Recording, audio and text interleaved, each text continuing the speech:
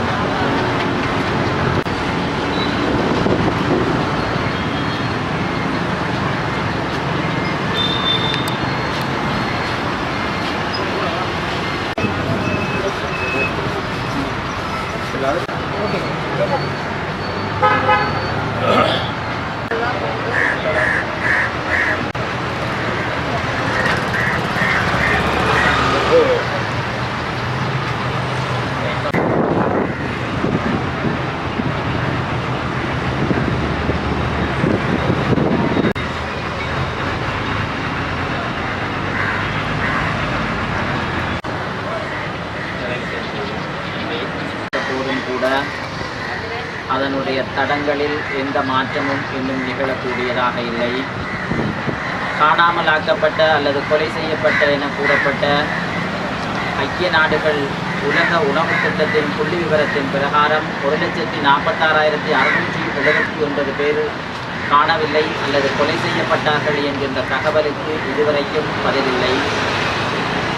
பல ஆண்டுகளாக ஐக்கிய நாடுகள் சபையிலும் மனித உரிமைகள் ஆணையகத்தில் இந்த விவகாரம் பேசுபொருளாக இருக்கின்ற போதும் கூட பாதிக்கப்பட்ட மக்களுக்கு இன்னும் நீதி கிடைப்பதாக இல்லை. பரிகார நீதியை பற்றி இந்த உலகமும் இலங்கை அரசாங்கமும் யோசிக்கின்றதே தவிர பாதிக்கப்பட்டவர்களுக்கான நீதி பெற்றுக் கொடுப்பதற்கு எந்த தரப்பும் முன்வருவதாக இல்லை.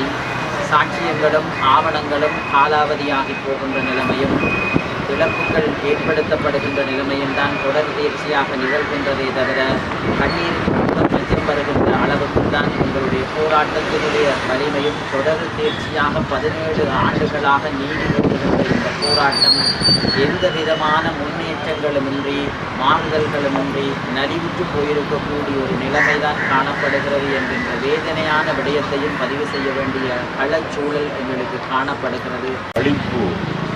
அரங்கேற்றம் செய்யப்பட்டது. முற்றுமுழுமையாக படிப்படியாக பல வருடங்களாக இந்த இன அழிப்பு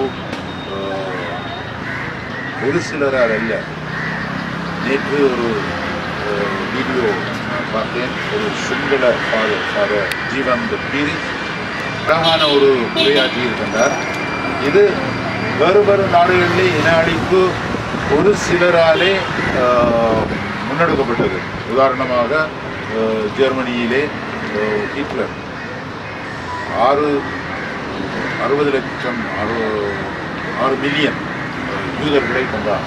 போல் சதாம் ஹுசேன் இப்படியாக அவர்களுடைய நாட்டில் நடக்கின்றது. ஆனால் இலங்கையில் என்ன விசேஷம் என்றால் 48ஆம் ஆண்டு பதவிக்கு வந்த அரசுகள் எல்லாம் ஒன்று விடாமல் எல்லா அரசுகளும் 48லிருந்து 2026 வரை இந்த எல்லா அரசுகளும் இந்த இன ஒழிப்பு தங்களுடைய நிகழ்ச்சிகளெல்லாம் மிகவும்.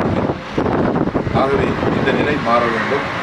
விசேஷமாக இந்த முள்ளிவாய்க்கால் கட்சி மிகவும் விசேஷமானது. ஏனென்றால் எங்களுடைய மக்கள் இந்த கடைசி நாட்களிலே இந்த முள்ளிவாய்க்கால் கட்சியை தங்களுடைய உயிர் ஆதாரமாக கொண்டிருந்தார்கள். அவர்கள் இது கூட அழகாக ருசியாக செய்யப்பட்டிருக்கும்.